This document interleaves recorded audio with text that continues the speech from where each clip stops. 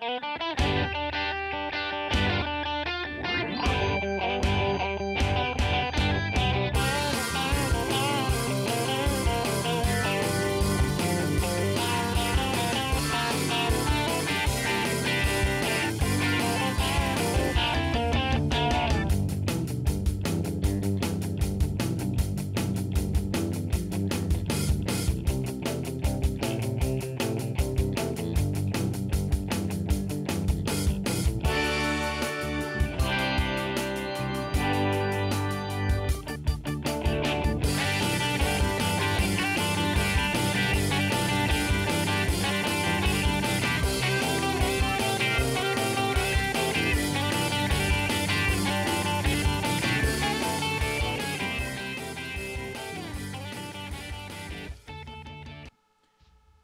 morning, everybody. You are tuned to Computers 2K now on the Nissan Communications Network. I'm Amnon, your host for the next few hours, along with Spence. Good morning, sir. Good morning. And Nick is here. Hello, hello. Hello, hello. And Mike. I am indeed. Of course you are. Our number, 919-518-9773. Computers 2K Voice on Skype. And this morning's show is being brought to you by Atomus.com, makers of quality video recorders and converters for professionals. And no, we didn't start late. If you think that we're late, it's because you didn't adjust your clock. No. Yeah. So what's up? Somebody? With Steve! Hello, everybody. Good morning. Hello, Steve. Good morning. You're late to the party. We did ours clock change 2 weeks ago. So we're late. Late to the party, yes. Yeah, I mean, you know, it's one thing to be late an hour, but 2 weeks, geez. Yeah, all the hors d'oeuvres have gone off. It's a plot so that we have the clocks turned back the day before election, 2 days before election days, and so people forget to vote. Ah, that's what it is. Okay. Yeah, that's it. Make people get up and not change their clocks, and has to be it. Has to be an evil reason.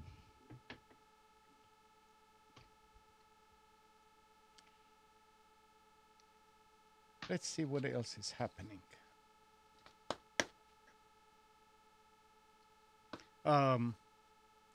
Nick, you have AT&T service, right? I mean, Yeah. on your phone. Yep. And Mike, you too, don't you? I do.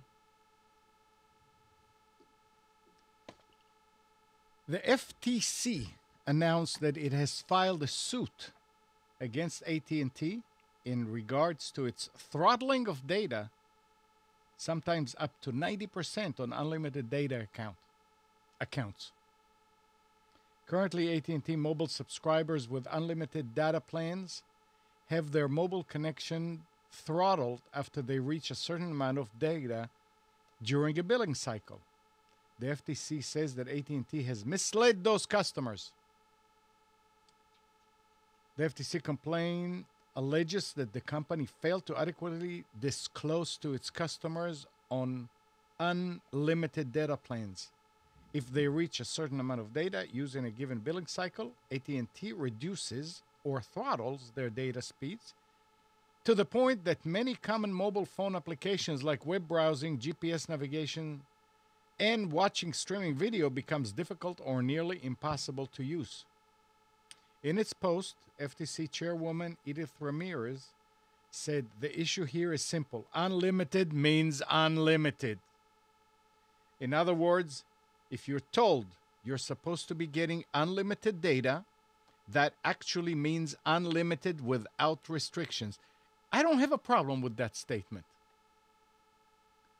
According to the FTC, AT&T has throttled 3.5 unique million customers 25 million times, and the carrier has received thousands of complaints concerning the scaling back of network access.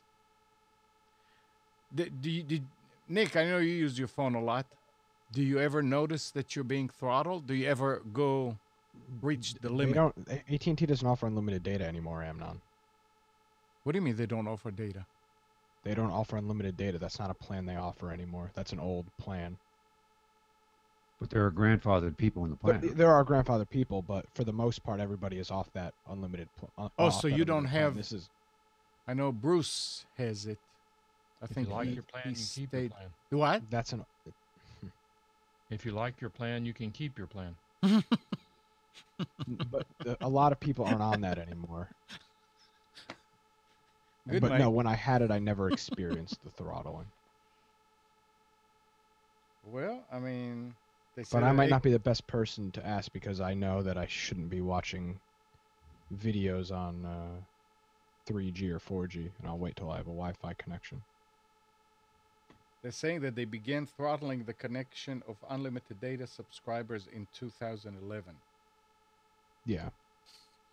So maybe Which they're at that- doing it to those who decided to stay in order Oh, to I'm sure. Yeah. to get makes them sense. to move. Yeah, good point. I didn't know they don't. But now Yeah, that no, you I don't think mention- any of the carriers except for T-Mobile offer unlimited anymore. I don't think that's stuff that they offer. AT&T offers family share or whatever it's called, which is practically unlimited unless you're going to use 3 gigs of data a month. Yeah, I know we do with Verizon, but You have unlimited? yeah, but we use Okay. about half a gig. Oh, yeah. Gene is asking in the chat, and by the way, good morning everybody in the chat. He said, how did the Uverse thing worked out? Well, it did work out so far.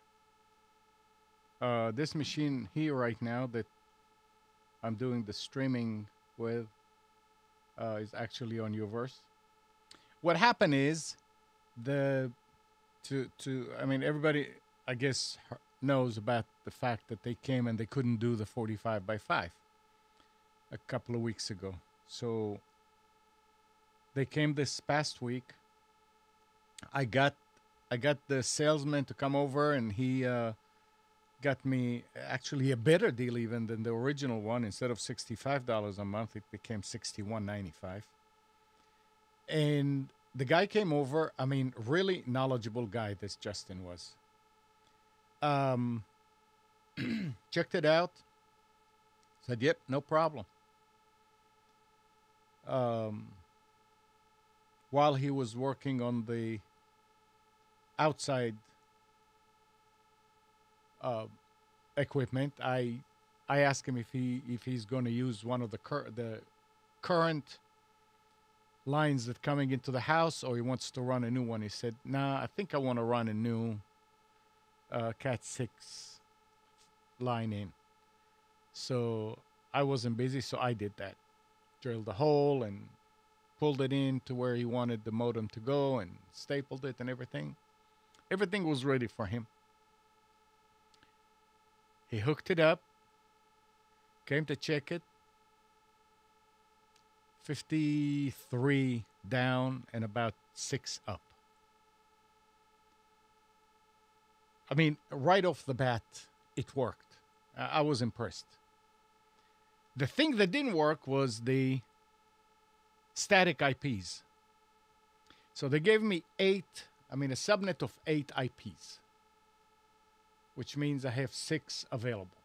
Now, those of you that know how static IPs work, you don't work with the DHCP, and the modem has one of those IPs, one of those static IPs belongs to the modem. But the modem had a completely different IP when you did a, what is my IP? And he called, and he checked, and he asked. I mean, this is not something that they do a lot. So, and he told me right off the bat, he did not pretend. He said, Amnon, I think I've done it once with one IP before, and I can't even remember how we went about it, but we'll figure it out. it was like an hour into the trying to make it work, and I said, you know what? Let me try something. So I went ahead and instead of my computer having a 192.168.0 something, I gave it one of the static IPs. Well, lo and behold, when you go, what is my IP? It showed that one. I changed it back to the 192.168, and it kept on showing that the static IP that was supposed to be. He wanted a certain number that he was told that the modem is going to have, so I went and changed the computer again to that IP address, went out, it was working, then changed it back, and up till now, it's the same IP address. So apparently it's not working the same as the normal setup as far as how the computers are getting their IP address. Hey, Mike, do you hear the buzz that Andrew is talking about? No. There is. There's a really bad ground loop on the stream.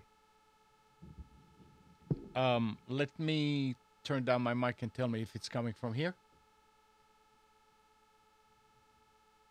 Still there. It's very noticeable. Okay. Let me mute mine. Tell me That's if it okay. goes away. No, it's Spence. It's not on the Hangout. It's on the live stream. Oh, okay. I don't Well- hear it in here at all. So we got that fixed, and he left. It's working great. Now Gene, I had a new problem. My email is on my main machine in the office, and that's where I get all my email. I don't get any emails here. And whenever any of the other shows is sending me information like a PowerPoint or a picture of a guest who's not going to be on video, I get it there, and then I copy it through the network to this machine. Or I go from this machine to my machine, copy it over. Well, that's no longer working because now there are two networks. There is the Time Warner network and there is the Uverse network. Two routers, two modems. Although the machines have the same IP, they can't get out and get it. So I started looking and talking and asking and reading about it, and it seems like it's a big to-do to make it work like that. I mean, some people on the internet were saying you need to get a layer 2 switch, and I mean, it Why was. couldn't you just put a second net card in that computer? I could have. That was another solution, to put That another just seems NIC, like the- but get then a- you have to configure things. So Just get a You'll have crap- to configure things. yeah, just The get a what? cheap USB network card, and it seems like it'd solve all your problems. sure, but as it turned out, the next day I called Ron, my system administrator, and I said, Ron, how would you do this? He said, well, did you try to put a cable between the two routers to connect the two routers? I said, what do you mean? He said, just take a cable, an Ethernet cable, and put it between LAN 3 and LAN 2, between the two routers. I said, yeah. And he said, and then what you would have to do and because I had both routers were 192.168.0.1 because all the machines were 192.168.0 dot something. He said, well, take one of them, it doesn't matter which one, and instead of one, make it 2 or whatever other number that you want. And then what you do is see if, first of all, if that creates a problem. Well, it didn't create a problem, but I couldn't get out through Uverse. He says, okay, now what you need to do is you need to go to each machine that you want to be on the Uverse network, on the Uverse side of the network, and change the gateway. Don't change the IP address of your machine, because that's okay. change the gateway to be 2 instead of 1. 2 being UVerse. And I'll be damned if it didn't work right off the bat. So no need for second NIC, no need for anything. Just one wire, straight patch cable, Ethernet cable, to go from one port of the switch on router number 1 to another switch port on the other router. And change the IP address of one of the routers to a different number. As I did it 192.168.0.1 and 192.168.0.254, just so it's way out on both ends. And all the machines are working. The network, I mean, you see all the machines again. It's just like one big network, except I can go to a machine and say, you know what? I don't want this one on Time Warner anymore. I want this one on UVerse. Go to the network connections, change the gateway, and you're done. So if ever one of your networks has an outage, you could just switch all your computers Absolutely. over That's to the now other one. there is, if you look in Windows networking, there is in the advanced a situation to put 2 gateways for that exact problem if it arises. It's like failover. You should probably do that. Well, the thing that I don't want to do it is because I don't want it to suddenly somehow, because of whatever reason, decide to go to the other network because UVerse has a cap. True. I want the machines over here in the studio that are doing the 24/7 to work on Time Warner because there's no cap. The rest of the machines in the house and in my office can be on UVerse because it's controlled. I mean, I do something and then it stops. So if I do the live show every day, it's fine. It's not going to reach anywhere. It's 250 gig. And we'll see after the first month how much it's using. You But- used it up already. The what? You already used it up. Sorry. Yeah. So that was really nice and simple to solve that problem. So any of you that want to have 2 networks, you can just do it like that. Hey, Nick, What's going on? do me a favor and just go to the GoPro website for a second. Tell me if you can get to it. GoPro. Alrighty. No. No. It's just a white page. Okay. Yeah, I just wanted to confirm it was down. I found people complaining about it being down this morning. There's actually, nothing is actually, there's No. not a single thing loading on it. I just Blank screen. Yeah, I which just is weird. inspected the element, and the only thing that loaded for me was a plugin I have for Chrome. Interesting.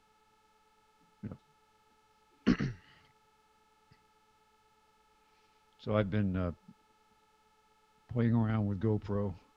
How's that going?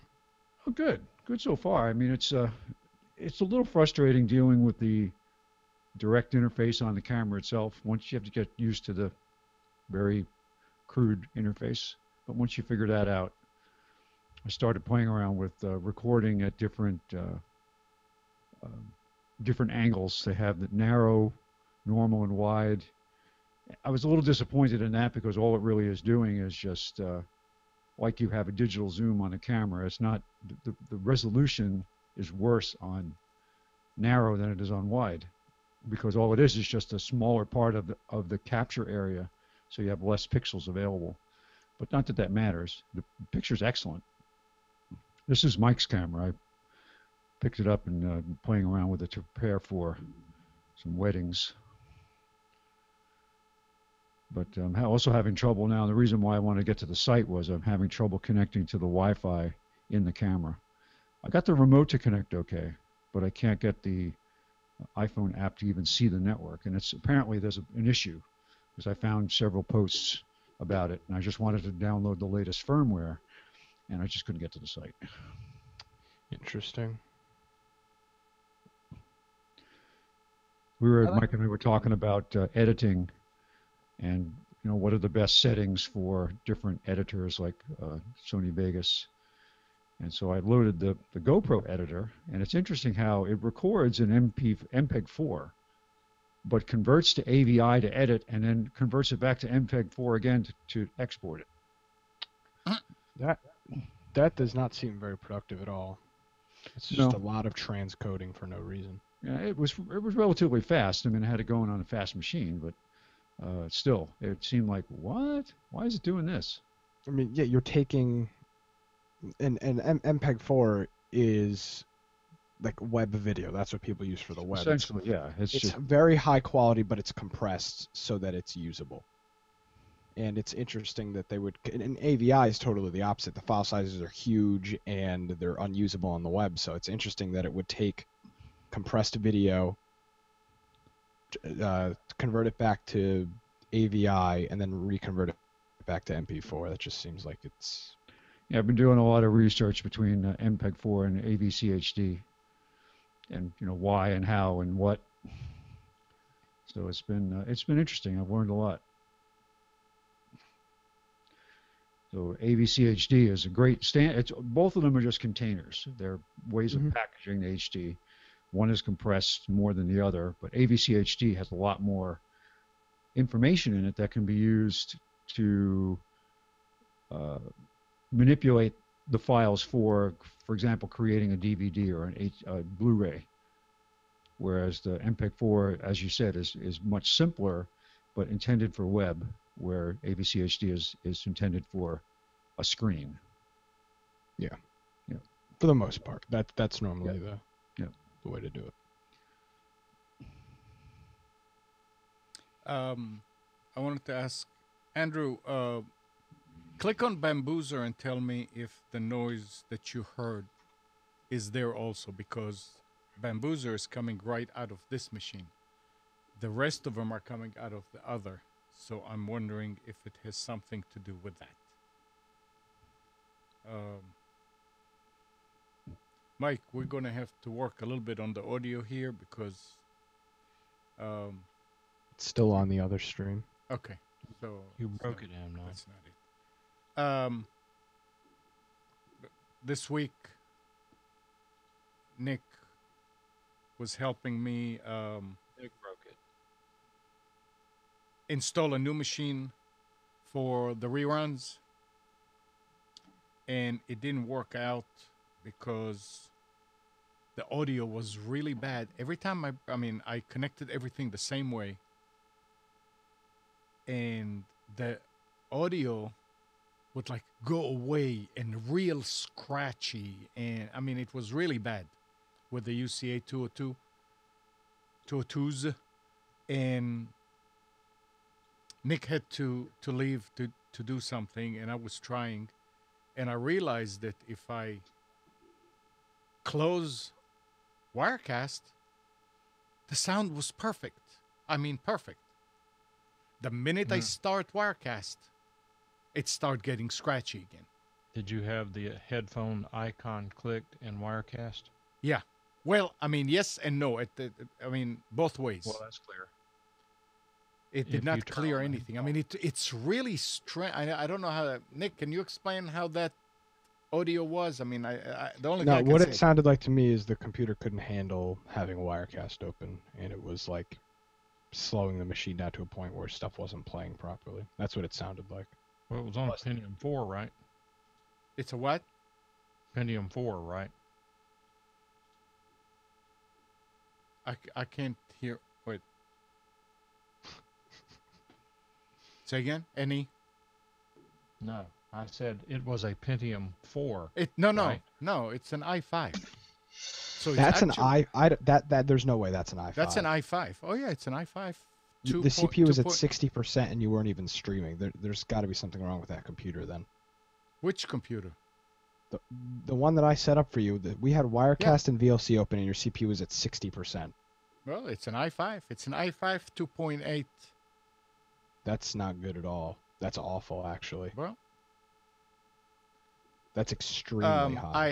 I have it on the bench, and I ordered 2 more UCA 202s so I can do the same thing right on the bench. But yesterday I did everything on the bench, Nick, I created a local desktop presenter to get it off of the same monitor and did everything and works great. So I don't know if it has something to do with the UCA 202s, that something is not, because I don't know if the USB bus is getting overloaded. It sounded like something was definitely getting overloaded without a doubt. If it was the CPU or the USB bus, something was overloaded. So I don't know. I'll add those two UCA 202s when they come in and try to exactly duplicate the situation.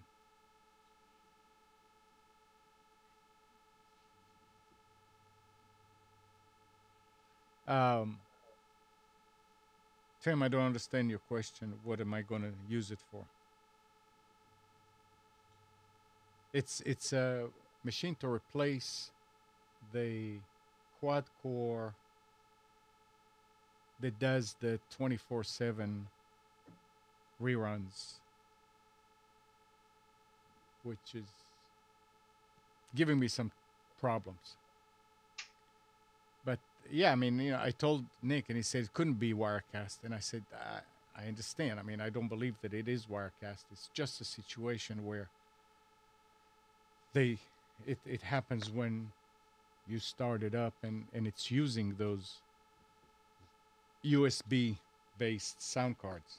I don't understand why that CPU is so high. There's something wrong. I don't know, and to tell you the truth, I didn't even notice what it does when it's on the bench. I didn't even. We weren't even streaming, and it was at 50%. You're gonna start streaming. You're gonna be at 100% CPU all the time.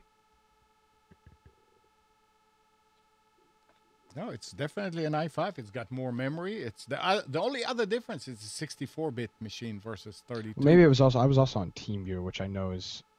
Yeah, but even when you were gone, I was still rebooted. Connected even though I was gone. Yeah, I rebooted and TeamViewer was not working, and it was still doing it. And there was no doubt. The minute I start Wirecast, it'll do it, and I stop it, and the sound goes back to clear as a bell. Oh yeah, I'm sure. So, whatever driver or something is getting initialized is. And Mike, when we were doing it, Nick installed the drivers for the UCA 202, and I said, I don't remember ever doing this. But I guess this was done when the machine was the VidBlaster machine, when we were using it here some years ago. And if the mixer that you have, Mike, if you're talking, you are muted. Yeah. And yeah. No, I'm listening. Go ahead. No, I was just saying that I don't remember installing the drivers for the UCA 202s. I remember installing the Behringer driver for the mixer.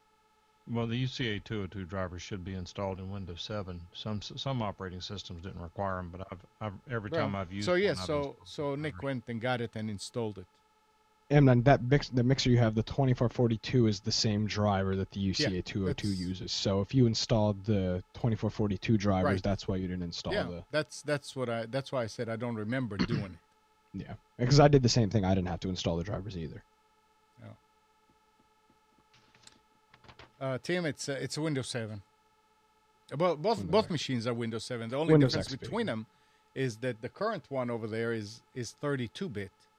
Windows 3.1. The new one is 64. Yeah, Windows for Workgroups. How does Wirecast run on that? It's pretty good. I let him know. Okay, good to know. Smarty pants. Amnon, I have a breaking news story for you. Amnon, you're going to be a millionaire after I read this story. So, Amnon, you are the king of the Pentium 4. Would you agree with that statement? No. Well, if you bought a computer between November 20th, 2000 and December 31st of 2001, and that computer was equipped with an Intel Pentium 4 processor, you are entitled to $15 from Intel. Ooh. So if you have it, if I I'm know you have sure plenty of Pentium 4s. I'm If sure only- I'm sure I bought quite a few of them to sell for Well, to build and sell I'll to post the customers. story in the chat, but there's a class action lawsuit, and This has you could be a nothing to do. millionaire. Does this have anything to do with the math coprocessor? When was this? Mike Spence, Jim, This whole sorry. there was a problem with the Pentium and the math coprocessor. It was calculating wrong. Does it have to do with that, Nick? No, it was a bench. They made up their benchmarking specs. Oh. Which I mean I don't think is that uncommon.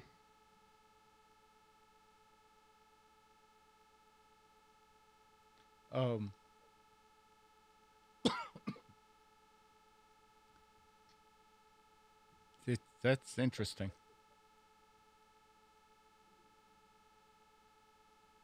Yeah, when they were talking about that class action suit against, I can't remember who it was. I guess we'll get to it. It's said that the people that were involved in that may get about $2 back each. Was it Swift? Was it? No, it couldn't be that. No, I don't remember who it was. It's interesting how those things work. I mean, the company is cheating customers by hundreds of millions, and they agree to pay so much, and then when it trickles down to the user, you get a couple of bucks back. Yeah, but if you have 20 Pentium 4s, then we're you can buy a talking. new machine. exactly, you can buy Yeah. another new Pentium 4 or Pentium 4 off eBay. Right. Let's see what else. Dropbox, Google, Microsoft, and others have been competing to become your favorite place to store stuff in the cloud.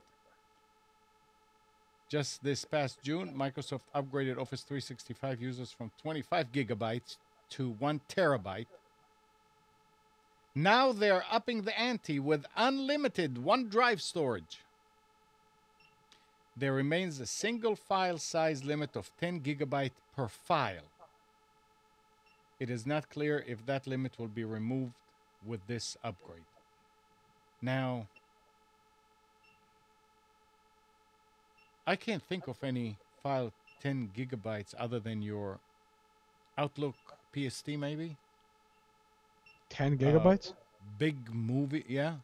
Yeah, videos. I mean, that big, that's like 2 DVDs in one file. Yeah, all depending on what it is, yeah. But Could be the swap file. yeah, if you're backing up your swap file. Yeah. I don't think even that is that big. I think that's about 500 meg, half a gig or something like that.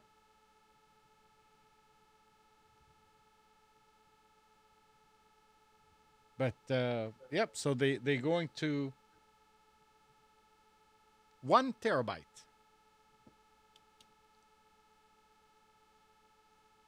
So maybe that makes it worthwhile buying, subscribing to Office 365. Mike, didn't you say that you have OneDrive and something they let you know about the size the other day? All I was saying is that the email kept saying, congratulations, that you've now got 10 gigabytes. And when I log in, it says I have 15. No. Exceeding your expectations. I mean, it just doesn't make any sense to me why they would do that. I mean, if you got 15, why don't you brag about 15? Okay, now, Mike, both computers are complaining about your level also. Uh-oh, there goes the power again. Were you having problems, Mike, yesterday with power flickering? I don't know. I wasn't here. It's unbelievable. I mean, it was yesterday. It was like every 15 minutes. Power goes out, comes back. Um,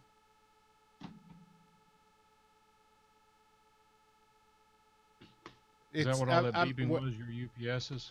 when you're talking, Mike, the levels on the mixer or on the DB display, nothing moves.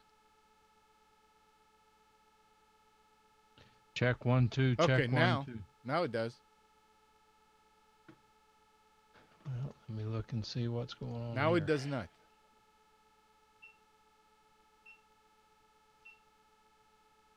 And I know, I guess people can still hear you, or somebody would complain.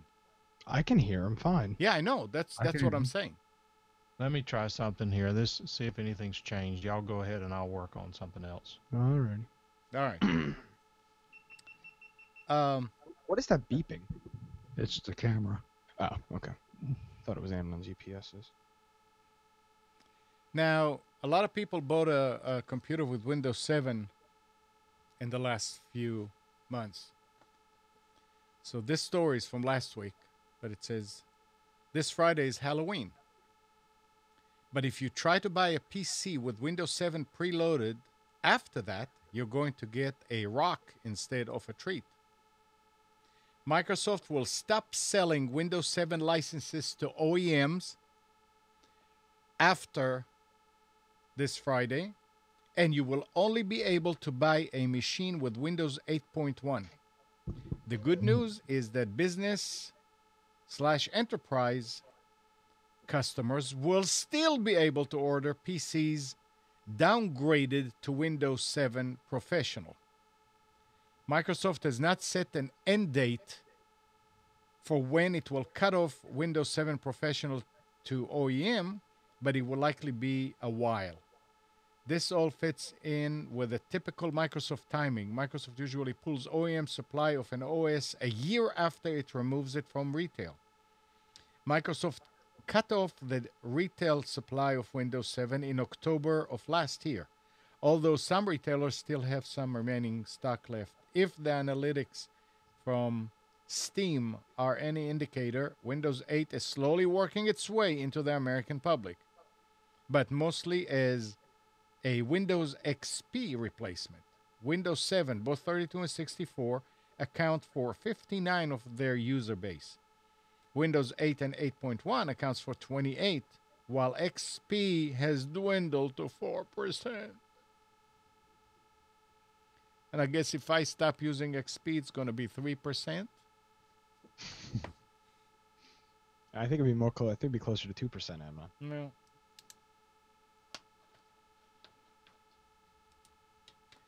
But it's interesting because, I do have customers that bought machines lately with Windows 7.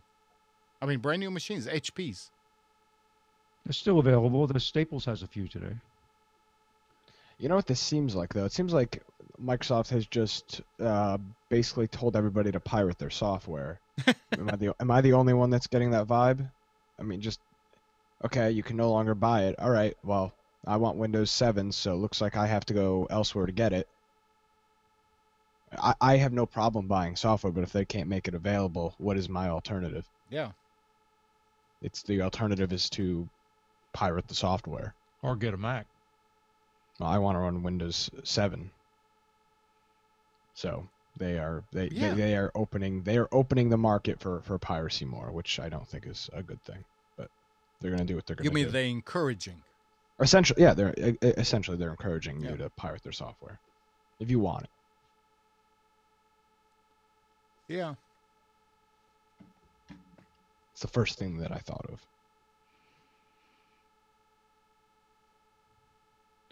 I just updated to Yosemite on my Mac, and I actually like it. They've added a few things like the Messenger support that you could get on your iPad before, where you could actually see your text messages from your phone. And I can do it right on the Mac, track them all, look at the history. It's actually pretty convenient. So if I've forgotten my phone somewhere, sitting upstairs and I'm downstairs on my Mac and I have Messenger open, I can get all my text messages.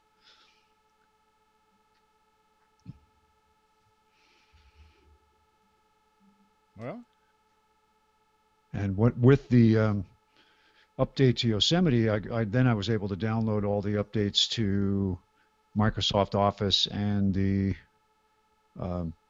Apple Suite, Numbers, Pages, and so on. All those updates were sitting there waiting for me to update because they had made updates for Yosemite. So I downloaded all that, have it all up to date. Still runs good. I'm still using it's the oldest machine that's supported by Yosemite. It's the first all aluminum It's the MacBook Pro before they called it the MacBook Pro. The first aluminum chassis, I think it was late 2008 or something like that, is the oldest one that supports the upgrade to Yosemite. But it works great. And she works. Yeah. Of course, I upgraded the memory a while back, just last 6 months ago, because I realized I was sitting there at 2 gig. I said, oh, I thought I had 4. So.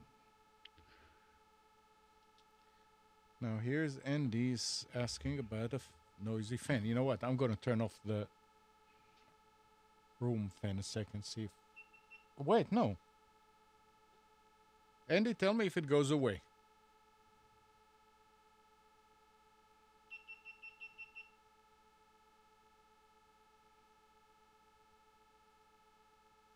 Okay, did it go away then?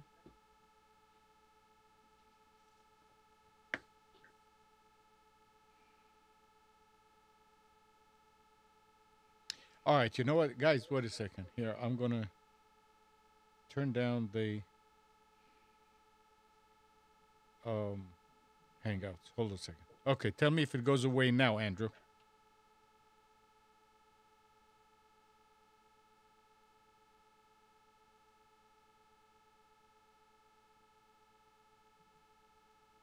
So did it go away?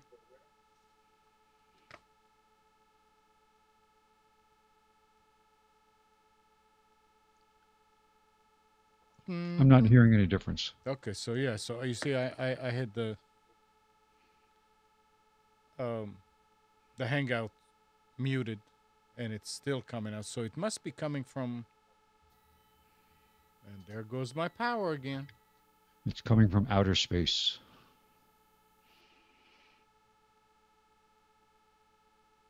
That noise was that beeping was coming from here. That's the UPSs.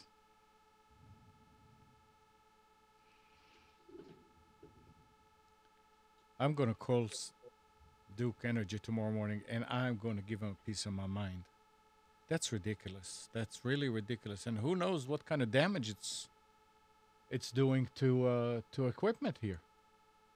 Not the equipment that's under UPSs, but there's some other equipment. And it's not like a flicker that you just kind of see. I mean, this is like a split second down and back up. It's a sag.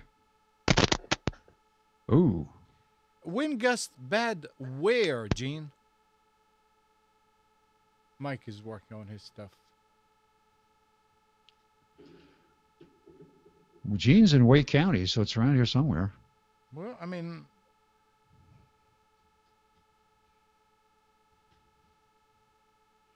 Interesting. So there must be some tree somewhere that's touching something that's doing this. You said it's been like this for like 2 days, though.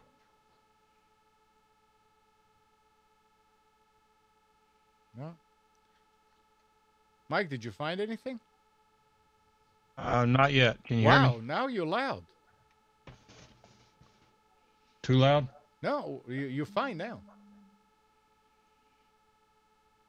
Check 1 2. Check 1 2. Yeah, you are almost driving it to the orange now. Yeah, I would lower it a little bit. No, I like it where it is. Okay. All right. Yeah, it sounds fine now. That's really strange because what I did was, because I'm coming out of the aux send, um, it was going mono into one side of the sound card, and what I did was put a splitter on there so that it goes into left and right equally since it's a mono source. And that's all I did.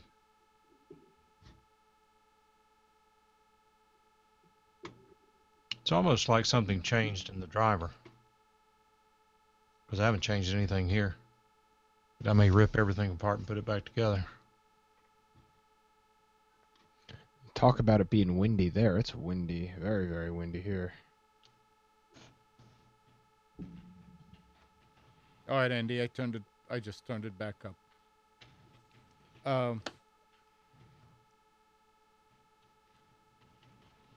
Now, this is interesting here. CVS and Rite Aid have reportedly shut off the NFC-based contactless payment option at point-of-sale terminals in thousands of stores. The move will make it impossible to pay for products using Apple Pay or Google Wallet. Rite Aid posted at their stores, "Please note that we do not accept Apple Pay at this time. However, we are currently working with a group of large retailers to develop a mobile wallet that allows for mobile payments attached to credit cards and bank accounts directly from a smartphone. We expect to have this feature available in the first half of 2015. And I've got the feeling that they're talking about that currency. There's a new system that's being tested out there called Current C. So it's currency. And it says it was previously discussed on Slashdot. Currency is a consortium of merchants attempted to create more secure payment system.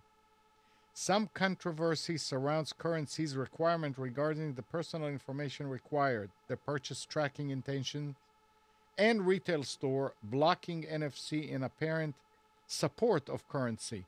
Now news break, the Currency has already been breached. Currency has issued the standard response. We take the security of our users' information extremely seriously. This is going to happen. I mean, it's before you start using it, test it. Who's that offers rewards? Is it Google, right? Google offers rewards if somebody manages to break in their security. I think it's Google. Do that. Offer 10,000. It's a lot cheaper than losing business because people are not going to use your system. Brent, it's not an outage. It's an annoying situation where the power just flickers. It got to the point that, like, laptops I don't have on UPSs because they have a battery in them. It stopped charging the battery. I mean, suddenly the laptop is beeping and I'm saying, what's going on? And sure enough, it says plugged in, but not charging. I had to take the battery out, disconnect it, reboot, and then it started working again. And that's just because off and on, off and on, off and on. I'm sure that off and on has to do with weather and a tree limb touching somewhere, doing something, because it never went out. I mean, I would love for it to go out for 2 seconds and then come back. That's a nice, orderly way of losing your power that UPSs can deal with smooth. But when it's a flicker, some devices don't see it as an outage. So it's in and out, and you can actually, depending on a UPS, you can actually lose that device and you have to restart it. It's an annoying thing. And besides, if power went out, I was that close to go out yesterday, turn off our power, and start the generator and go on the generator for the day, thinking, okay, it'll stop. But Duke has reassured us that they have only our best interests in mind. yeah, right. Thank God. I don't have Duke power though. I have Apex power. And you don't have a problem. Well, we get fed from Duke from the. It's a municipal. It's a power cooperative. It's been. They signed some contract for 75 years, so we're stuck with it until the contract expires. But we pay a little bit more because we're buying it from wholesale from someone else. Don't actually have any power generating capability, but it's much better than it used to be. Used to be weekends you would just expect there to be outages. Yeah, and it's a pain in the, you know what? I like what Andy is saying, puke instead of Duke. Yeah. Okay, what else we have here? Nobody has anything they want to talk about? Steve? I had a day trip out this week. Where did you go? Went to Southampton. How far away is that, and what did you do? I sat as a passenger in my sister's car. She's gone on a cruise with her husband for a couple of weeks or more. So we drove all the way to Southampton. Nightmare. Traffic was just unbelievable. And then I drove the car all the way back again. So it was a day out. And how many miles away is that? About 200, I think. Wow. And how much is fuel? Fuel is 130 a litre. All right, somebody do a conversion. Like you're the math expert. 4 liters is a gallon. £1.30. Yeah. I only noticed it because I happened to sort of just glance at a garage as I went past. Generally, I don't look at the price. I just go in and fill up when the thing beeps at me to say it's near empty. And generally, that's about £75. But then that is diesel, so it lasts me, quite a long time. Lots of motoring around. But all that extra tax money and cost is just going to make the planet a better place. Yes, free healthcare. Yeah. Right. Fact. Sure. It was a nice little ship anyway. It was absolutely massive. It was like somebody just sort of dumped this huge, great monstrosity of a building right on the quayside. It was absolutely huge.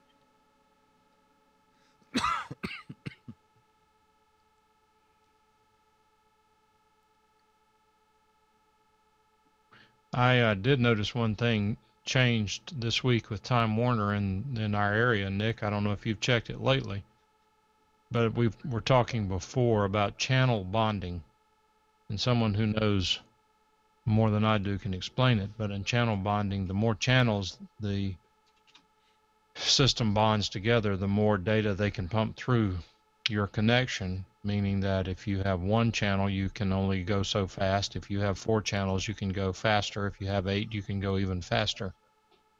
And a lot of the new Time Warner systems, but not just Time Warner, but a lot of the systems out there are bonding what is being referred to as 16:4, which means 16 channels bonded for download, 4 channels bonded for upload, and some may even be 16:8, 16. All we've seen lately is 4x1, 8x1, 8x2, 8x4, 16x4. That's all that I'm aware of in North Carolina. And last week during the show, I checked this. The way you check it is going to 192.168.100.1 if you have the Motorola modem, and maybe some others, I don't know, but that bypasses your router and goes straight to the modem. 192.168.100.1. Last week I was bonded 8x1, and right now I'm 8x4. Cool. The purpose being that theoretically they're getting ready to up the speeds around here. I would I would think that this all has to do with how the modem is configured, because the cable in the ground is the same. They're not running new cable. It's the cable is Right. probably capable of doing whatever they ask. And they I mean, I couldn't tell you. Somebody would have to tell us. I don't have any idea.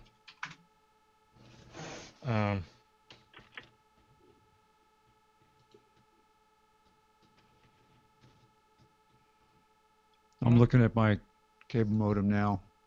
Where would I find what where the channels are bound in the log? No, go to Signal. Signal. All right. The top row is downstream. There may be anywhere between 4 and 8, I've got 4. and the second level is upstream, second row. 1 channel. So you're 4 by 1, but you're on the 1924 service though, aren't you? Yeah. Mine is 8 by 4. What's yours, Nick?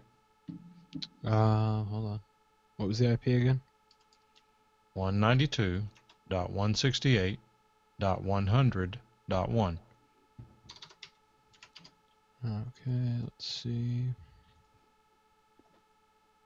Mine is still yours is 8 by 4. Mine's still 8 by 2. Yeah, But yours was 8 by 1 like 2 or 3 weeks ago, right? that's last week. Was it last week or 2 weeks ago? I don't know. last week, I think. Was it last Pretty week? sure it Okay. was last week. That's interesting. What they now are you noted? So that means they're getting ready to. Well, isn't Raleigh one of the areas that's getting the 100? Who knows what we're Raleigh getting. is one of the areas that they say they're going to double whatever you have. Okay, so that's yeah. You guys are lucky that you're part of that. We are not, unfortunately. Which again doesn't surprise But me. Albany at all. is set for improvements as well. If you go to DSLreports.com, there's a Time Warner group there. Did you see Albany was in that thing? I'm doing 15 things at one time. Hold on a second. Let's see if there's any Albany in here. I type it in the right place. Too many damn keyboards. It's a fact.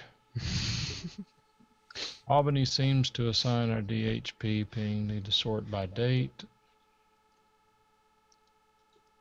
I was given a DOCSIS modem, DOCSIS 2 modem this summer in Albany. I heard they're going to install AC power in Albany anytime now. They're going to give up that old Edison DC system finally. Hey, we got the best here. Yep. GE is still doing water power in Albany. You can't Hey, get rid don't of it. knock water power. Hey, GE is still polluting the Hudson River and water power. I'm looking, so you guys go right ahead. Interesting. Well, I hope they do. It's so weird for people that aren't familiar with Albany. It's too far away. It's too far away from New York City to get the kind of stuff that New York City does. But in the same respect, they're pushing the high tech stuff really hardcore here. You've got this brand new nanotech plant that's opened, and for some reason we just can't get technology here. It's really, really weird. It's unlike an area like Raleigh where it's just stuff isn't here yet. So these companies aren't coming in here, and they should be, because somebody is pushing for this to become a high tech community, Right. and these companies just aren't biting, unfortunately. Every area in the United States is trying to make it. Well, maybe I look- shouldn't say trying. They are, because they've Yeah. just spent millions and millions of dollars on this new chip fab plant. So That's it has to, if you want your area to develop and people to move in and companies to come in order to raise the tax income that the government has, you have to have high-speed internet and good Exactly. network and competition and all that. And that's, if you don't have it, people don't come in. And that's the big problem we're faced with right now is why would a high-tech business, well, first of all, why would a high-tech business want to be in New York State? They're going to get destroyed with taxes. They're running ads here trying to attract businesses to New York with a 10-year tax. Startup NY, it's a BS program. Yeah, but it's not like, even you real. know, once I get there, then you'll slam me with my taxes after I built my business. Exactly. Yeah. Once your business is there, you're screwed. And it's a really select few. Yeah, they're pushing. I don't understand it, but they're pushing, and I don't know. Unfortunately, it's unfortunately not working. Hey, Steve, are there areas in Britain that are better for businesses than others? Free trade zones. It doesn't generally work like that over here. Normally, if a big business wants to move into a town, they may have to contribute to changes in the road networks, which will benefit the town. But other than that, no, they don't sort of get tax breaks and things like that here. Interesting. Yet things are working out. They are. We actually have people here that go protest and say, raise my taxes. Of course, they don't pay much to start with, so. So, Mike, you're saying I have a ground loop. Doing the stream. Only on the stream? Yeah, it's not coming through the Hangout. That's interesting because but that doesn't make sense that it'll be on both. Now, Bamboozer is going on Uverse. The rest of them, JustCast, Dailymotion, and StreamUp are going through Time Warner. 2 different machines, 2 different networks, but the thing that puts them together is the mixer. The audio is coming from the mixer, so I guess that will not make any difference whether it's 2 networks or a single network. But it's probably a ground loop created by the new AT&T connection.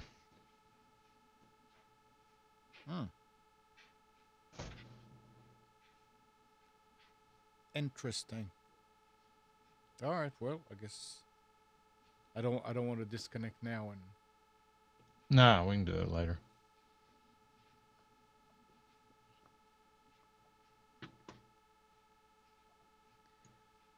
Is it bad? It's pretty bad. Dang.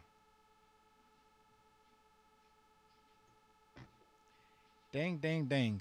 I got about 5 or 10 people messaging me and texting me things. So if I don't seem responsive, it's because I can't do but 10 that's things fine. at a time. Yeah, that's okay. I mean, and I'm sure people will understand that. I'm just trying to see if there's something there that, because I didn't. Why is Andrew calling in? If you get any more, Mike, you'll have to take your shoes and socks off. I don't have any shoes on. Oh, okay. Nothing like being prepared, eh? Yep.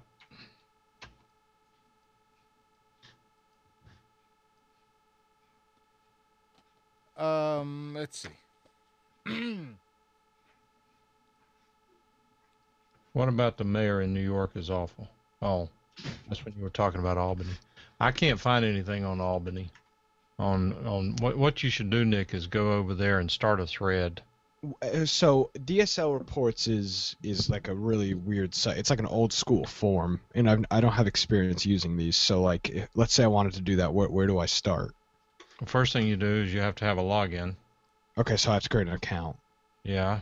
Do I go to the forums and do that? I'm not sure where it is. It's probably where it says login or create new account or something like that. Okay, I see a Okay, well I'll create a. Oh, you have to pay. Okay, you can pay for it.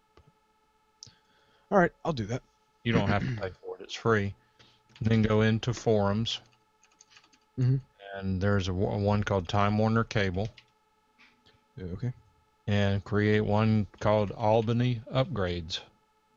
Go in there and say, I don't see any traffic around here on potential upgrades for Albany. What's going on here? I noticed that my Motorola modem is 8x2. Okay, let's see your country. United States. It's a great site, and it's old school, and it probably will stay that way. Yeah, I didn't mean I didn't mean that in a bad way. It's just this type of old school forum was before my time. That's not true. Yeah, it is. I never. Not true. Yes, it is. No, The it's- forums styled like this. I'd have no experience using a forum styled like this. That's scary. And this thing was started. This thing probably hasn't been updated since 1999. It works. Why change it? Exactly. This guy has a lot of traffic. Oh, well, I mean, they have a nice map where people can submit. I don't know what it's called, but people can submit what service they have in certain areas, and slowly, I can see FiOS creeping around. Actually, somebody recently that I know had Verizon DSL and just got FiOS installed, less than 5 minutes from my house. Move. Well, it's not ideal. Andrew wants to know how much you're looking to spend and how big. Who's he talking to? You About what? monitor. You were asking about the monitor. Nick, what is the best? So best monitor for gaming would be BenQ, BenQ. They're expensive, but if you're looking for a gaming monitor, Oh, he says that's another Nick. Sorry. Oh, if I had to recommend a gaming monitor, it would be a BenQ. How much is it? They're a few $100s, but they're built specifically for gaming. Any monitor will work great for gaming, but What's if you're special about a monitor for gaming? it's got to do with the refresh rate of it and everything. Let me see if I can find it. So here's the BenQ. The BenQ XL 2420Z is a 24-inch monitor, and it's $339. And what makes it worth that much more? Because I can buy a 24-inch monitor for $100. Exactly. It's got stuff to do with motion blur, the latency time between the computer and the monitor, refresh rate, screen flickering, just stuff that you won't notice on a regular monitor for gaming. The big thing being the latency there. Their latency is very, very low.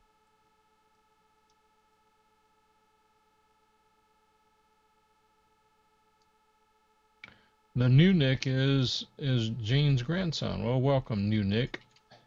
I'm old Nick now. I'm old Saint Nick now. Old Saint Nick. Oh, I successfully left my snow cam out last night. It was in the high 30s, low 40s last night, and it was fine.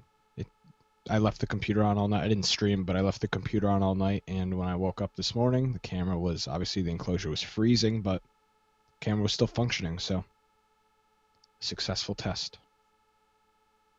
And now we're ready for the Did snow. you touch the case and find it was not that hot? Oh, the case was freezing cold. I mean, it was ice cold. If I stuck my tongue to it, it probably. The reason probably why it would've. didn't freeze outside is because you left it outside and it was warming up right. outside. You caused all that heat in Albany. Yeah. Global warming. Global warming. There you go. Andrew, there was a question why you're not calling in. He's mad about the ground loop. Oh well. We actually According just. to the Hangouts, you can't hear it. You cannot hear it inside the Hangout. It's definitely only on the stream. Streams. But I suspect that it's probably caused by that additional connection to AT&T. It's possible. Yeah. Did you see where Jeff Adams wants me to come down to Florida to fix his audio in his studio? I did see that. Yes. Okay. What are your thoughts on that? I retired. Good Sunday morning to you. Yeah, I Mike. may actually be I going got up. down to Florida. For what? Vacation. When are you gonna come visit me, Mike? Yes, I said probably. Oh, I'm sorry. You Andrew Zarian? I'm sorry, what? No, I mean, if I had been in Albany, I would have come to see you I appreciate that. anytime. I want to go I- down and help Amnon set up his studio. We need to make that Come happen. on. So Mike, it's I not- woke up earlier yesterday morning thinking that Rick's house was going to be on maybe. Well, I don't know why you would think that. Because it said in November. Yeah, well, it's actually closer to January, probably. Oh, okay.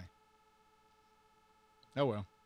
The reason why is the radio station is he's going on a new station that's being built, and they have run into some tower site licensing issues for the real estate. And as I understand it, all of the issues have been resolved, but it slowed down the construction. No? He seems to think it's going to be a good station. They actually have a signal. They're on the air now with a signal, but it's very low power just to maintain the license. But he says that it's surprising how well it's covering the area now with low tower height and low power. And when they get on the higher, they're going to be at, I believe he said the AGL above ground level would be over 1,000 feet once Wow. they get the new tower up. That'll be nice. Oh yeah, actually they're not putting a new tower up. As far, I don't recall. It's either they're putting a new tower up or they've got to get the antenna mounted on an existing tower. But they're in the mountains and they're going to the tower itself doesn't have to be over something like 300 feet tall, but because it's on a mountain, you add the mountain height to it and it gets it way up there.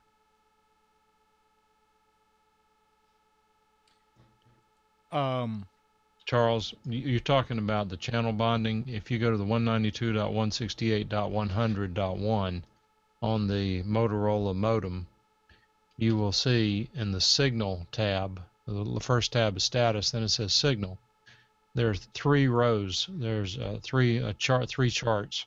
The first one, which says downstream in the upper left corner, and if there are 8 columns, that's 8 bonds. The second row is upstream.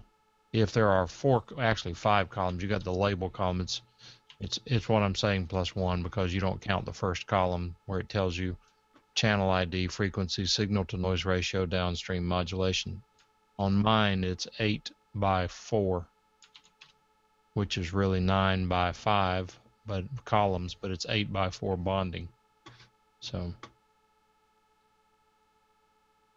bottom one, signal stats, I don't know what all that is. So you're 4 by 2.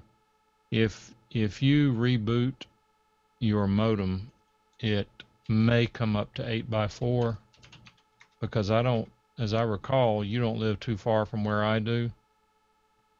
But if you were to power cycle your modem, it may come up. Now, a lot of people are reporting that it's not necessary to power cycle the modem, that it just works like a Mac.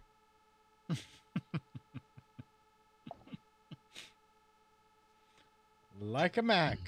So Nick has another question for you in chat.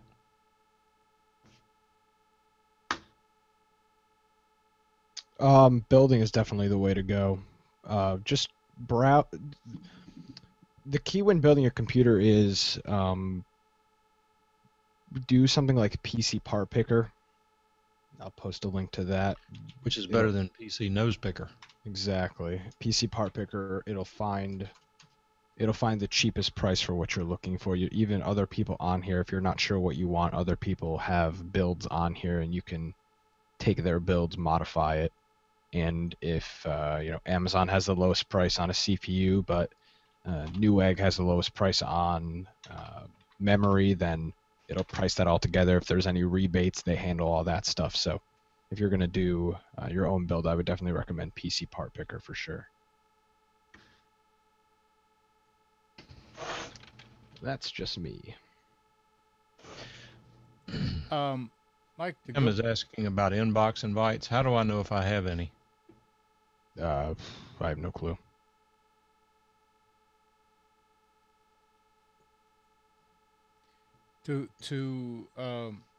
Mike, to go back another detail about Uverse. Remember, I was told that between Thanksgiving and Christmas, they're going to up it to 300 by 300. Yeah, right. So, I think it was Friday. There was a truck across the street by the UVerse box with UVerse on it. So I went out there, and the guy that was working was a pretty nice guy, you know, kind of smart ass, but he was okay. And I have to go. Sorry. I asked him about it. He said, I've been working 25 years in this, so I guess I could help you if you have a question.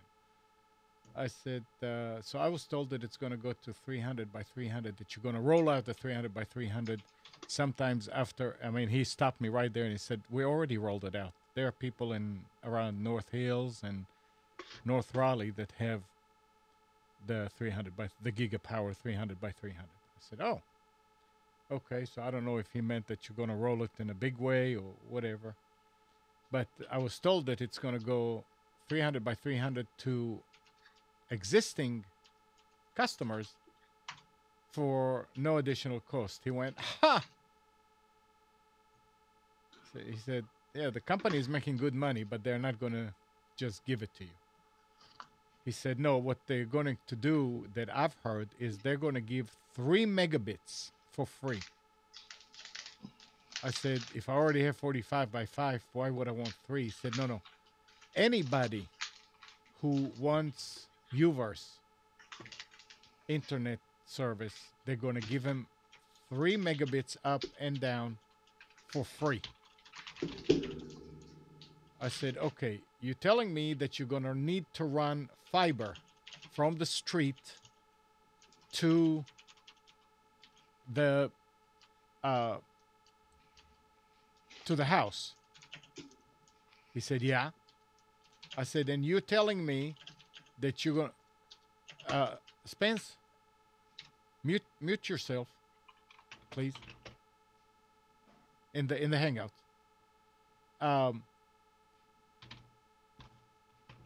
You're telling me that you're going to dig buried fiber and give it all for free for no cost? He said the company's made, I think, $4 billion this last quarter. They can afford to do it. They get you. This is like a tease you to get you hooked on it.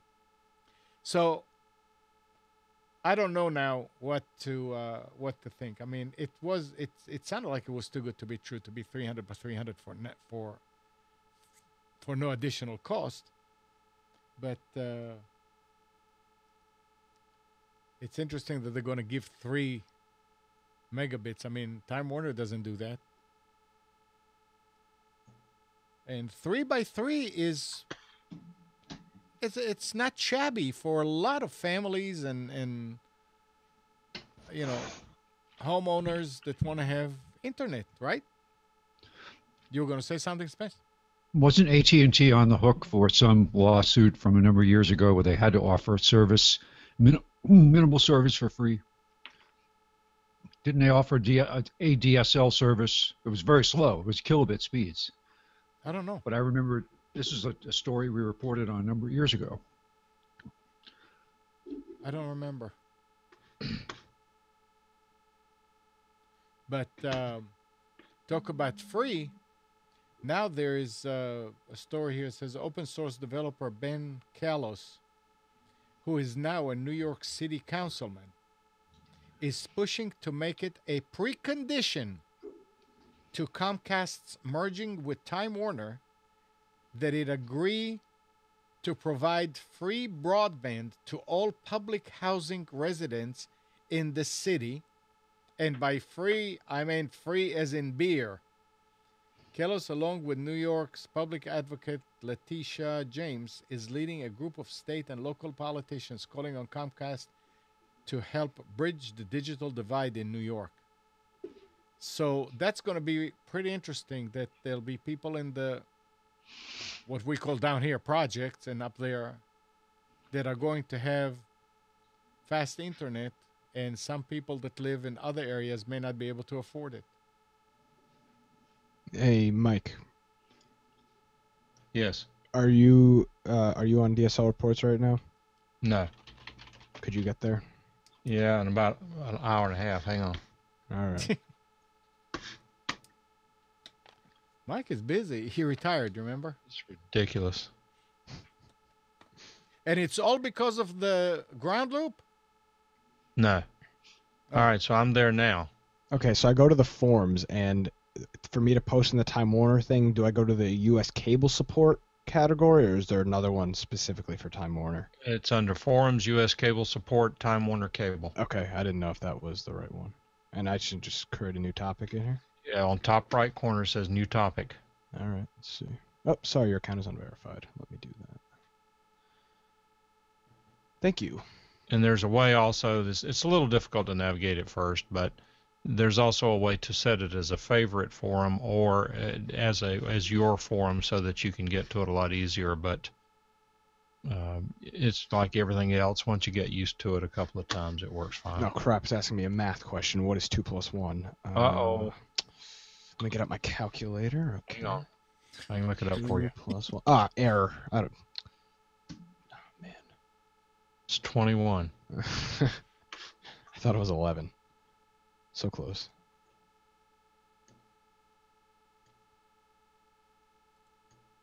So Amnon, I wanted to ask you about this UVerse thing. Yeah. What is your connection between the house and the street? Copper. A copper is in telephone copper or Yeah. is in Ethernet copper? No, telephone copper. Yeah. I don't see 300 on that. If No, that's no, what no. they're doing. He said that they're going to have to run fiber. Right. Oh yeah, he said that there's no. He said no. We can't run 300 on the same copper, even though you have all these wires going into your house. It's not going to work. We're going to have to put a new run of fiber. He said so. You're going to come and bury fiber and all that. He said yeah, to the outside. From the outside in, it's going to be copper. Cat Yeah. 5, Cat 6, whatever. But to the outside of the house, it's going to be fiber. That's why it didn't make sense to me when he was saying that they're going to give it for free. That somebody call and say, I'd like to get UVerse free. And they're going to come and spend the money for the fiber and to bury it and all that for free. Well, keep in mind that ain't nothing free. The prices they're charging for internet here are very high. Yeah. Compared, what's $39 for a gigabit in Kansas City with Google. So if Time Warner actually does up their speeds to 200 by 20 or whatever they're going to do, anybody with UVerse who's not under contract is probably going to leave in about 3 microseconds. Right. Plus, they're saying they're going to bring fiber to the home. Sounds like, oh yeah, they'll just do that. Well, that is a huge technical obstacle to overcome to do that. Because What if is they it? don't have, yes, they are putting fiber infrastructure out there, but it's that last connection from that point of presence in the neighborhood to your home by fiber that is going to be in some cases, insurmountable obstacle. My neighborhood has no overhead wires. Well, let me ask this though. And I'm asking, I really don't know the answer to the question, but would you consider, let's say in a neighborhood where you have AT&T and Time Warner, aren't most internet customers fairly loyal, not because they like their service, but because they don't want to go through the hassle of changing services? I would in my say case, yes. I really don't have a choice. AT&T, I've tried to get UVerse here, but my neighbors have it, but my house is not. I can't connect at my house. The wire is insufficient, so I have no choice. See, he But did. Go ahead. I was just going to say AT&T doesn't have the best reputation with me with regard to the truthfulness of their products, because I mentioned when probably a year ago some contract door-to-door salesman came by wanted to upgrade my internet. And I said, wow, you guys have better than 5 megabit upload now, huh? What do you mean? I mean, you're going to upgrade. I've already got 5 down, and I mean 5 up and 30 down. So, what are you up to now? He said, well, we've got 18 down and 3 up. That doesn't make any sense. I'm faster than that now. How are you going to upgrade it? Yes, but how much are you paying? No. I said, well, that's not the point. So. I don't remember what I was gonna. Never mind. Oh, he was saying when he came to install, he said, "Boy, I'm not gonna have a bit of problem getting it to your house if it's not one pair, I can get another." And that's because we used to have a lot of phone lines coming in the early days. So there are apparently 25 pair cables buried, and hardly any of them are used now other than the T1. So he had no problem connecting, and it's actually a bonded pair, meaning they're using 2 pairs to make 1 pair to bring it into the house. And you're a unusual circumstance. I know, that's what I'm saying. In And our I think case, those 25 pairs is why in their database you're listed as being a data center. I never asked. Well, where for are we it. installing this? I At mean, your house or your data center? Now, we What? didn't have that many phone lines, but that's what they buried. Right. Yeah. It used to be in the air, and I think it was after Fran when the power brought it down, and I had a business line. When they came to fix it, they, instead of running it in the air again, they just used one of those underground drills and just shot it through. I'm still amazed how these things work and how they stay at a certain depth, and it's amazing, but it works. The hardest part for me when they did this was to remove all the plants from that from besides the pond, because all the boxes are behind, and I had to remove all those big plants aside so he can work there. But he was fine. Yep. All right. Now you get on YouTube and you get all those ads and all that. Well, YouTube is looking at creating a paid subscription model that will allow users to skip the ads on their videos. A more condensed summary from CBC. No firm date has been announced, and it sounds like tentative steps right now. But YouTube CEO Susan Wojcicki did mention that ad-enabled music videos would still be offered. So this is sort of like what who did that? Ustream? Andrew asked, help me here. Is it Ustream that you can pay like $4 a month and you don't get ads? It's like per user instead of the broadcaster paying a big amount. Any viewer can do it. I think Bamboozer is doing the same thing too. That you can pay like $3 or $4 a month and it's ad free. So that I don't know, the ads never bothered me on YouTube, but I'm not a big Nick, what about you? I know you spend a lot of time online. Does it bother you that there are ads? Not at all. Everybody loves to run ad block and they don't want to see any ads, but screw that. No, you got to support these content creators. They're producing free content for you. Yep. You need to watch a 30-second ad or get off the internet. It's unbelievable. I don't understand this notion of I can't watch an ad. It's unbelievable. I never have I run ad block on YouTube.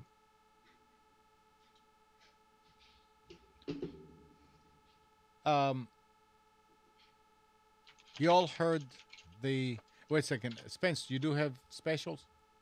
I sent. Yeah. Did you get the file? No. Oh, you sent me the file? I did. Oh, great. Well, then. I sent it earlier. The PDF. Yeah, I don't get it here. Remember, I need to go in the other room and move it. But talk about. We'll get to it. It's fine. But cord cutters. You all heard the term cord cutters. Mm-hmm. People that just disconnect from cable TV and watch all their TV and what have you on through data on the internet. Well, Time Warner Cable's results have been buoyed recently by higher subscriber numbers for broadband internet service. In the latest period, however, Time Warner Cable lost 184,000 overall residential customer relationships. Note. Out of how many? What percentage of that is a total subscriber base?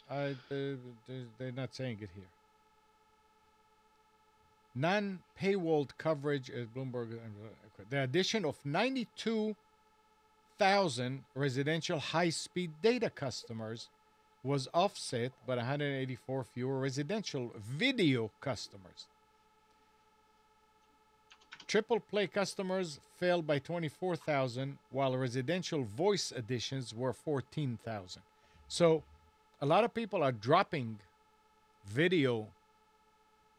cable TV, and do it on the internet. And if they don't come up with caps, I don't know how they're going to make money. Well, they've got to be looking at this, although they probably haven't figured out what to do about it yet without creating an uproar. If you guys take over, Steve, feel free. I'm just going to step in the other room and put the file. Well, I know of several people, including my son, who have successfully cut the cable cord and watch everything online. And when I was in Alaska, I had no access to cable. And there were some shows that we like to watch that I watched online.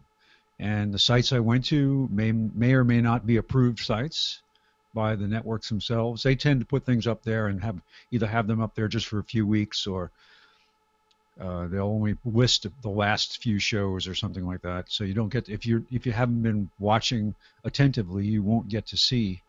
But I found sites that have, for example, a show that's been on the air for 7 or 8 years out of every season, and they have the latest episode up there online, no commercials, taken off of cable TV. The quality is high. I don't think it doesn't look like broadcast to me. Could be, but and you can pick from 7 or 8 different streaming services, and they're all free, and they have a single viewer. So if you can deal with the delay or deal with the chance of not seeing a show exactly when you want to see it, I don't see what the big deal is.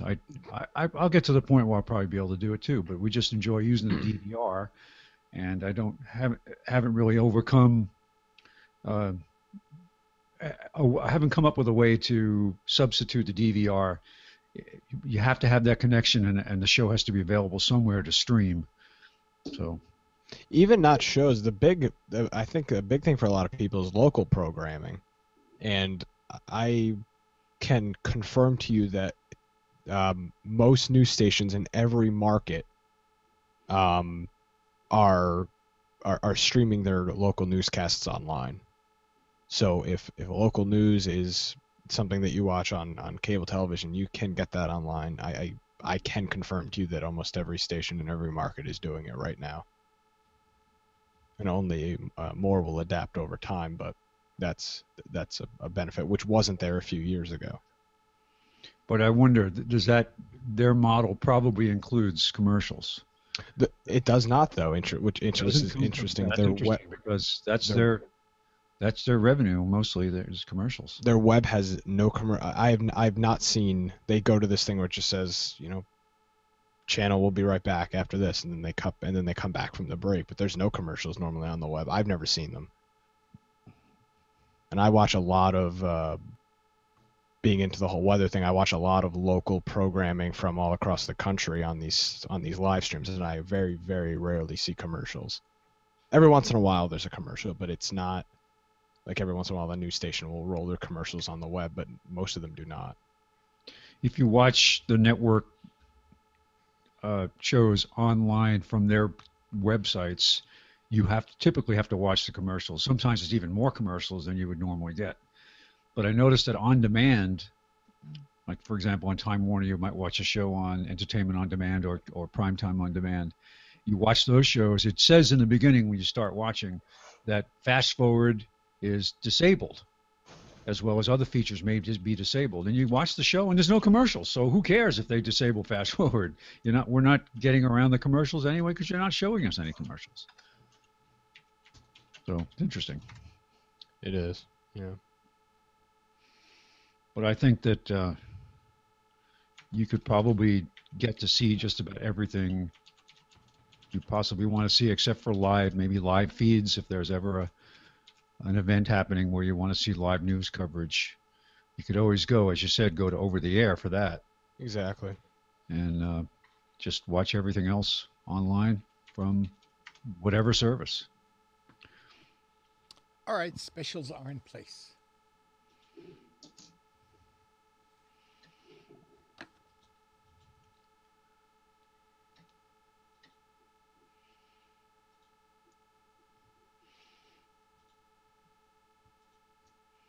Oops. Almost closed the wrong window. That would have been bad. The what? I almost closed the Hangout window. I had too many windows open here. I'm out of control now that I have a much faster desktop here. I can have a lot of stuff open, and sometimes it just gets a little confusing. Too much stuff. And for everybody, if you there's not going to be a link for these specials. If you look on the menu on the left, you'll see the specials link. Is that been updated to the newest one? Yeah. Okay. Yeah, there's only one there, and it should be. I'll test it now. Yep, it is. November No, 2nd. I still see October 26th. No, I see November 2nd. Try doing a refresh of the page. I got to Before you refresh. start specials, I have a question.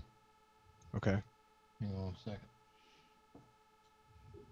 What the hell is that? I need to buy a small digital camera.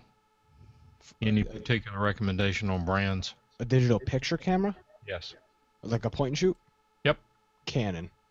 Canon or Nikon. Yeah. Got a Canon Power Shoot or Power Shot, something like that. Those are cheap and they're pretty good. I'm looking at two. One's a Nikon for $99, normally a $149. The second one is a Canon Power Shot, and it's $129.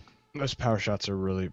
I personally never used them, but everybody's always praising the Power Shot. Power Shoot, I don't remember what it's called. How at this point in time would you pick between a Nikon or a Canon? It depends what you're doing. They're like for DSLRs, people like the Nikons. No DSLR.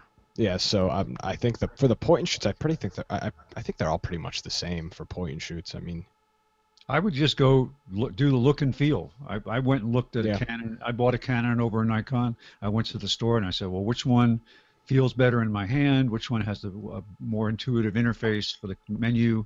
How do you is it hard to do the things that I want to do? I mean, it's a point and shoot, so you put it pretty much on automatic and let it go. But there are times when you might want to use a feature. How hard is it to do that? yeah. And how easily usable is the menu? And I went with Canon. I went with it's a couple years old, but it was one of their kind of mid-grade. I happened to go into an office store and it was marked. I went in to buy a specific camera that was on sale, and this one was like two models up from that for less money because it was a clearance. Now, Mike, if there's ever any chance that you're going to shoot video on that, which I know you have a video camera as well, I do. but the Canons, if you're ever going to have that with you and you ever plan on shooting any video, the Canons the Power Shoots are good for video as well. So if there's ever a chance, I'd go with that. The pictures, I guarantee you, are almost identical. What are you shooting? Casual. Oh, then I don't think you'll notice a difference. We used to have like the Kodak M853 and all those when those were state of the art, but you have digital cameras. Seems like you have to buy a new one about every 2 years. Yeah, I think now it's probably longer, but I don't know. Where would you go buy one around here, Spence? I'm sorry? Where would you go buy one around here? I don't know. I probably Best Buy go look at them there anyway. Whoever has the best price. I mean, this Yeah, I is mean, like- office stores. I got this. I think it was at Office Max. This is a little PowerShot A2200, and it does everything. It's a 14, and this is a couple years old. It's only 14.1 megapixels only, but Well, it you does. solved my problem. I'll just borrow that one. It's tiny. It works great. It really takes great pictures. I've taken night shots with this that were incredible. It's got some really good, when you put it onto the programmable modes, you can adjust, all kinds of things. It has, for example, if you want to push, the way you used to push with film, you would say, I want to overexpose or underexpose. It's relatively easy to do that on the screen. And you can adjust the focus point, move it around on the screen so that you could expose in one area and focus in another, things like that. It's got to be, boy, we got to be careful. Idiot proof. Yeah, pretty much. It,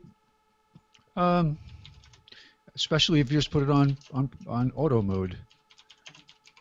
Yeah. Under what conditions will you be shooting? Underwater? No. As you know, my son's getting married Saturday. Woohoo! And so I won't be here next Sunday. But they're going on their honeymoon down to Florida, and I was thinking this morning that neither one of them has a nice little small camera. They both use their phones. And I don't believe I'd want to come back from my honeymoon with the only pictures I had being cell phone pictures. So I'm thinking about getting a little small camera Well, for them. what kind of phones they have? Some of those phones. They're not the new ones. Okay, because I was going to say if they have the new iPhones, I would not bother with the point and shoot. Yeah, I find when I was away, I brought this camera with me on the trip to Alaska, and I wound up taking most of the pictures with my phone. But that was a 5S, so it had a really good camera. Yeah, I know. I mean, my son's got an Android. I don't remember which one. Oh, I do know which one. HTC One. The HTC One's got a nice camera, but the point and shoot's nice too if you're doing something on your phone. I mean, this Nikon that I'm looking at Target, $99, is a 20 megapixel camera. Yeah. Amazing. I mean, no phone does that. There is one thing you have to watch out with. Just pay attention to the number of pictures available, depending on the most memory card. You're going to buy a 32 gig memory card. It's cheap. Right. But remember the old days with digital cameras, you're looking to say you have 32 pictures available to take. 6 pictures. Yeah, back in the days of 32 meg memory cards. So, but yeah, these typically on the highest qualities are going to be 2 to 3 meg files per picture.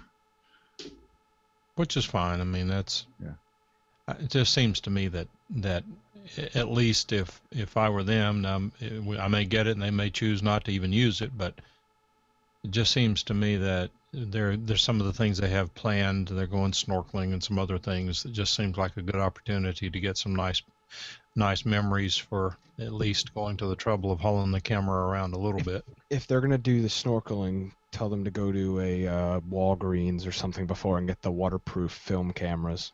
They're disposable ones. No, they're not going to take any pictures while they're snorkeling.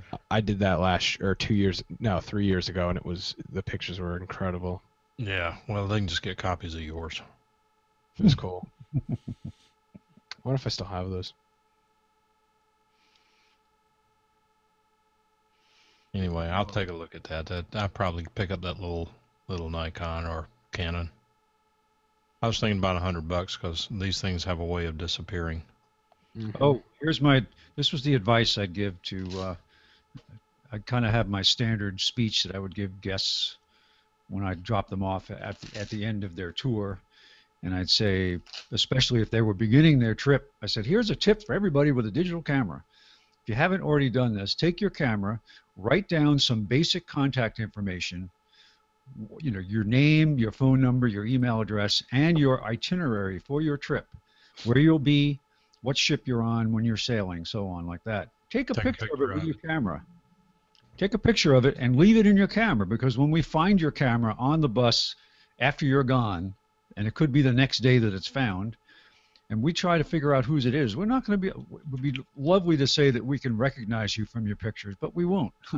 So this way we can find you. Well, how many cameras did you get? Oh, I never found one.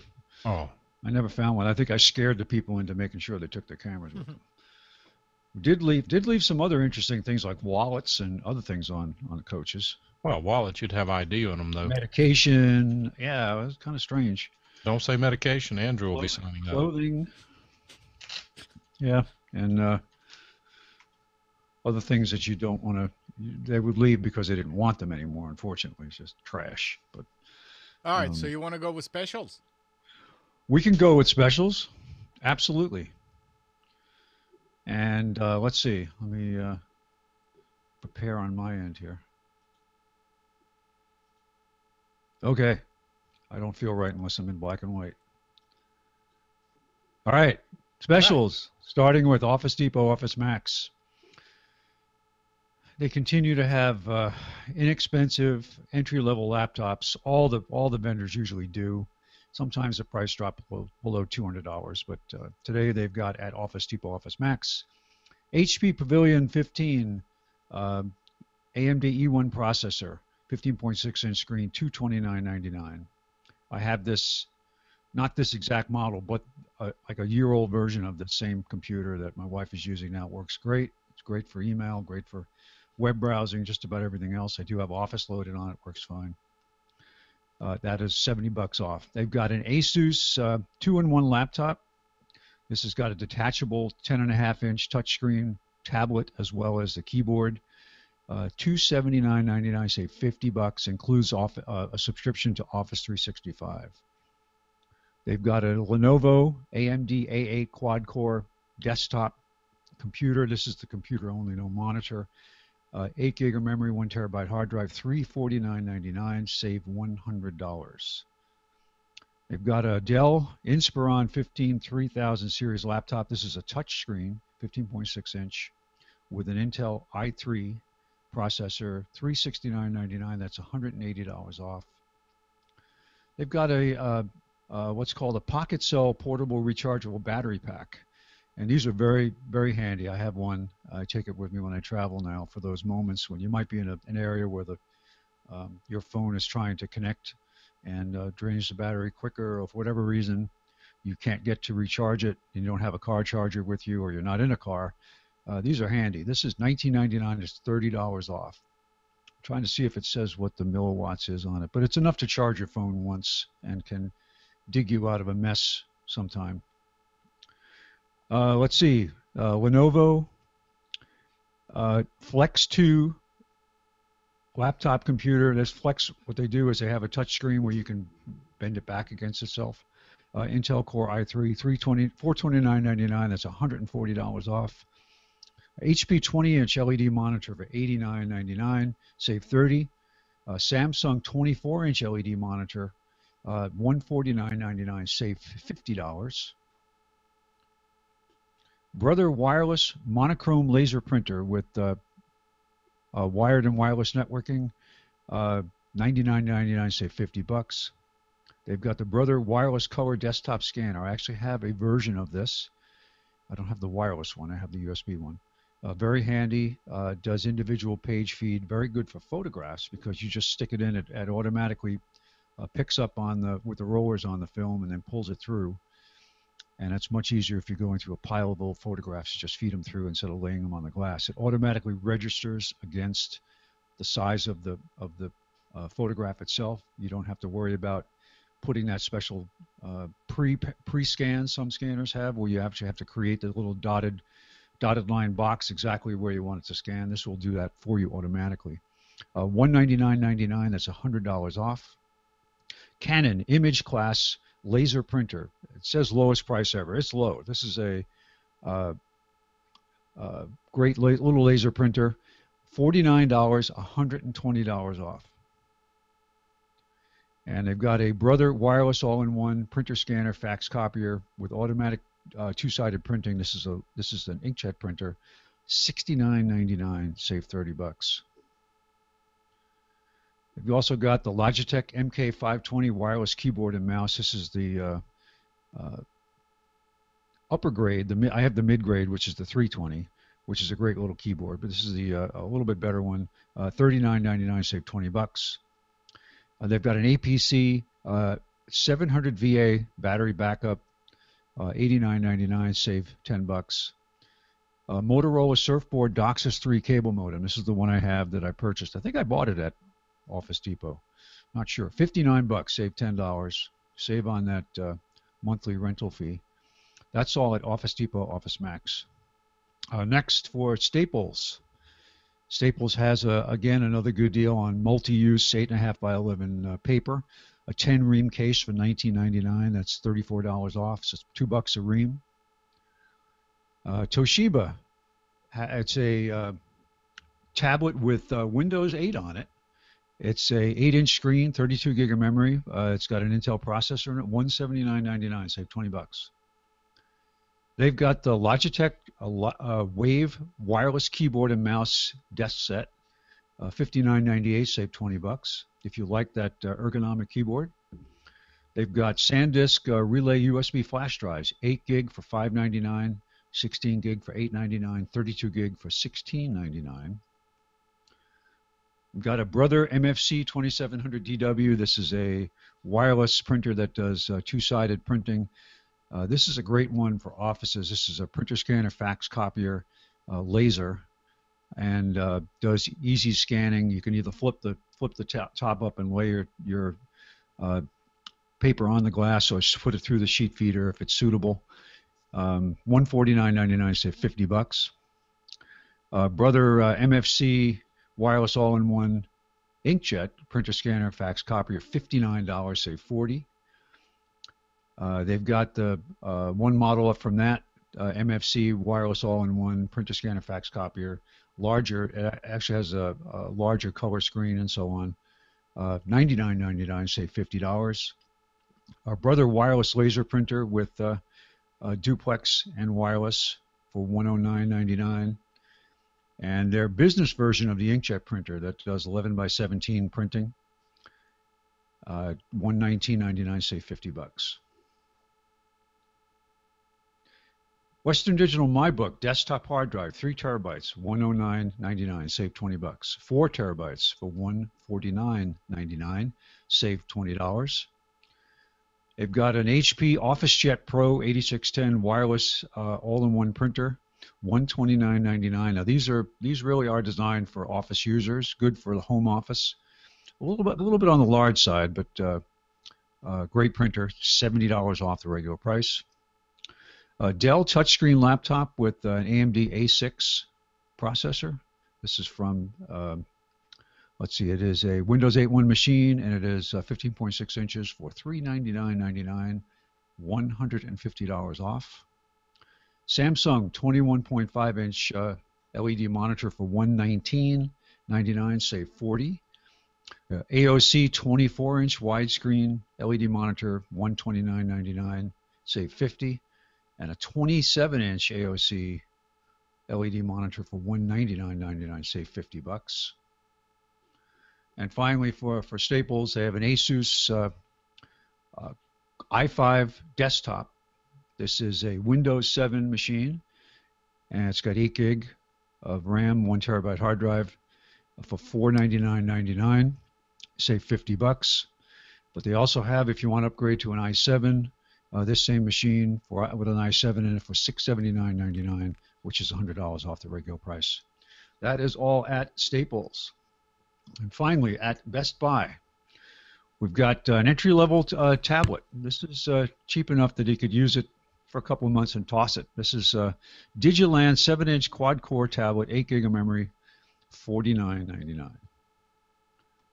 They've got the Lenovo S8-50 tablet. This is an Android tablet, $199.99, say $50, with 16 gig of memory. They've got Toshiba Satellite, 15.6-inch laptop with a Celeron processor. This is, again, an entry-level machine, $199.99. That's $50 off the regular price. They've got a HP i3 desktop, 4 gig of memory, 1 terabyte hard drive, $379.99, save $100.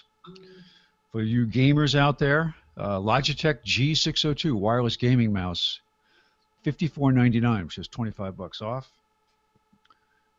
They also have the Logitech G930 wireless gaming headset. This is $99.99, $60 off the regular price. An Asus 15.6-inch i3 laptop with 4 gig of memory, $329.99. They've got a Seagate Barracuda 3 terabyte internal SATA drive, $119.99. Seagate Backup Plus 2 terabyte external USB 3.0 portable drive for $99, save $30. I've been noticing that the AC wireless routers that are out there are actually quite expensive. They typically are over $100. But Belkin has one, the AC750 dual band AC router with a built-in switch for $79, $79.99. I've had good luck with Belkin. I don't have one currently, but I have used them. I have used them for in a work environment for trade shows, and I've had good service from them. I'm not endorsing it. I'm just saying that it's an option out there if you want to get an AC router, which is the latest standard.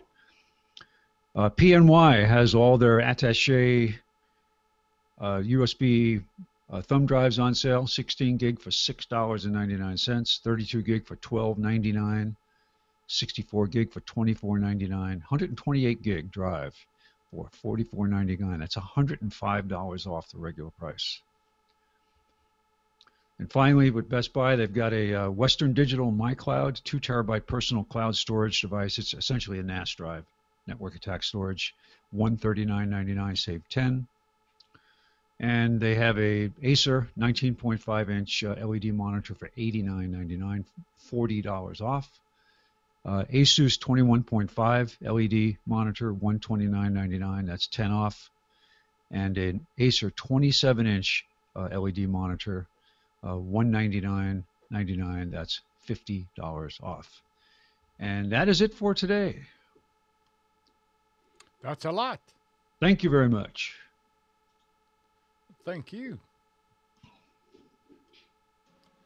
So I think I know the answer to this, but I'd like to hear everybody's thoughts. So there's a certain Windows application that I'd like to run that allows me to publish, the software publishes something to the web. And the problem is you have to keep the software running, and I don't keep my computer running all the time. So I'm guessing the best option for me to run this software and have it published to the web is just run up another computer and have that on all the time. Sound about right? Well, I mean, if you have to have the program running, then you have to have a machine. I'm just trying to think if there's I wonder if it would be easier to buy or just get a cheap Windows server in a data center or something, like a cheap. I don't know. So it's got to be Windows. It's got to be Windows, yeah. Well, it could be Linux if I can run Wine. All right, let's talk later. I have to be able to run Wine with it have to have a GUI though. Oh, Wine is in the different, yeah. Yeah, Wine, which would let me run the software.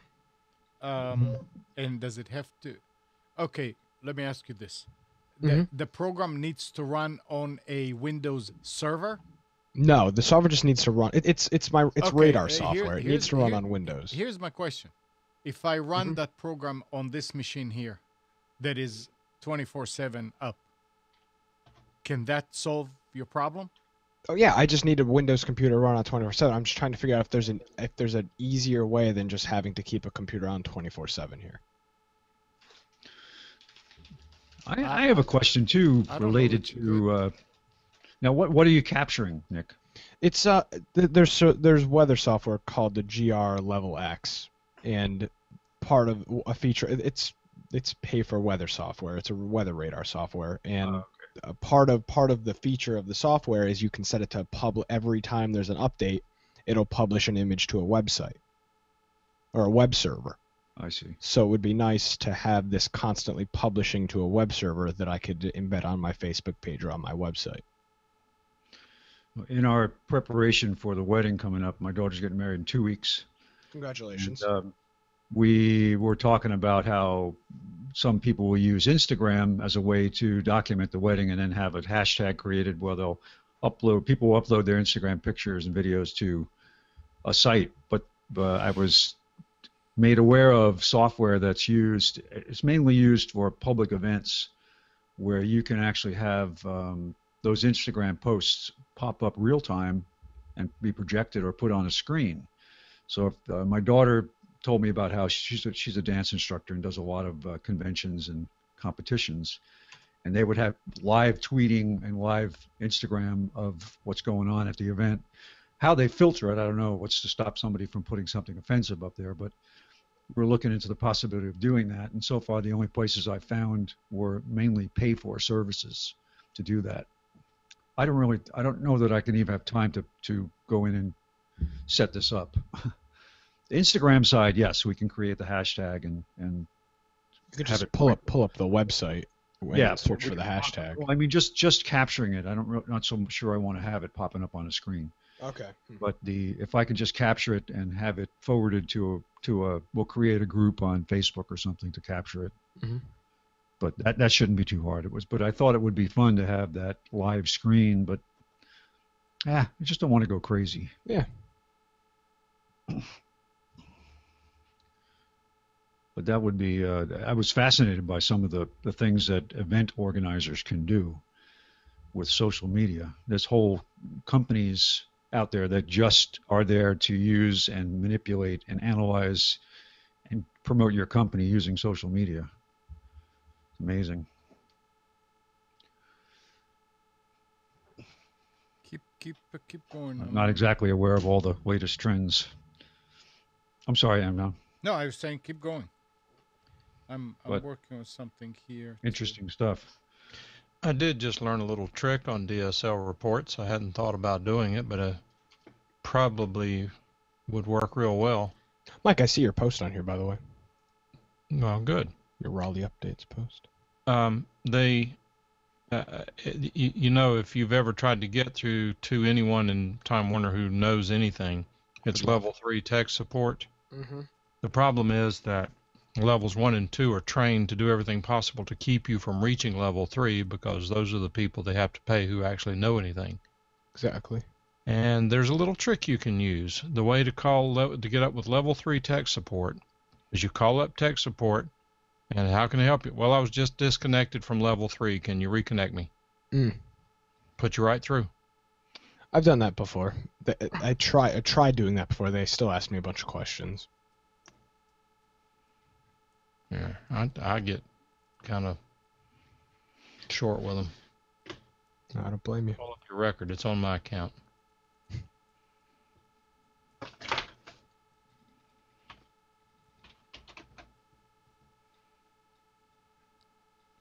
But yeah, I was just looking at just trying to figure out if there was another alternative to just keeping a computer on all the time, which I'm not against doing. Yeah, I mean, what does that say for the environment? Oh, I don't care about the environment. It's not going to be. What about global warming? Oh crap! Right, I forgot about Like that. I'm I'm saying, sorry. like I said, Nick, if you want to run it on one of the machines here, you're welcome to it. Oh, I appreciate that. I don't know. It's just kind of a pain to keep a computer on all the time. Yeah, well, these are on all the time. Yeah. And I also was thinking maybe I could try running it on like the Raspberry Pi or something. Yeah. And you can put Which is wine awesome. on that. Exactly. So I was thinking maybe that'll work. I don't know. I just have to explore my options, I guess. All right. Do you guys want to keep on going, or you want to end the show? I'm digging out. All right. Yeah, I have to head off to do some stuff too. Okay. So, I mean, I'm gonna stay. Mike, you're gonna have like a few minutes, just a few Yeah, I'll minutes hang to around do it? for a few minutes. Yeah. Okay. We're gonna try and work on that noise. All right. Well, that was pretty good. Thanks, everybody. Steve, any last words?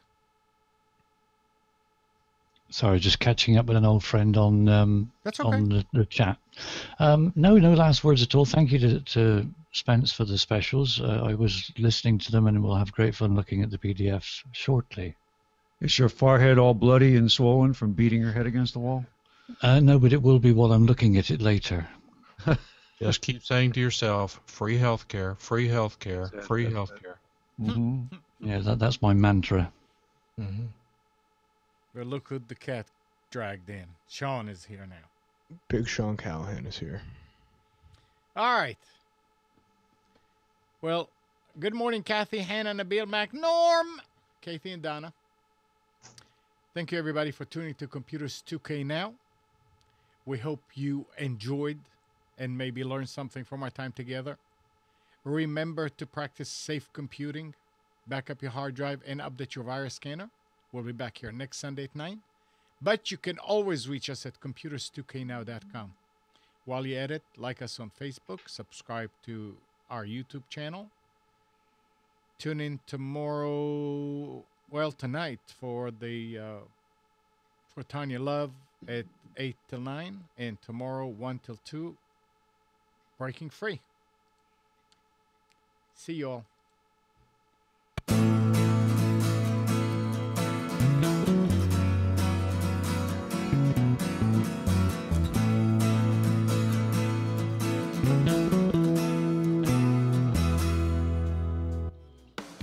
You are tuned to the Nissan Communications Network. Our weekly lineup of call-in programs includes Computers 2K Now with Amnon Nissan, Health In with Debbie Bruck, Breaking Free with Marilyn Shannon, Lessons of Vietnam with NCVVI members, The Tanya Love Show, Your Healthy Pet with Gisela DiCarlo. And if you tuned in too late, you can always watch each program in its entirety or download an MP3 audio file of it at www.nissancommunications.com. Sponsored by Atomus.com, makers of quality video recorders and converters for professionals, CarolinaApparel.com, and DeltaForce.net.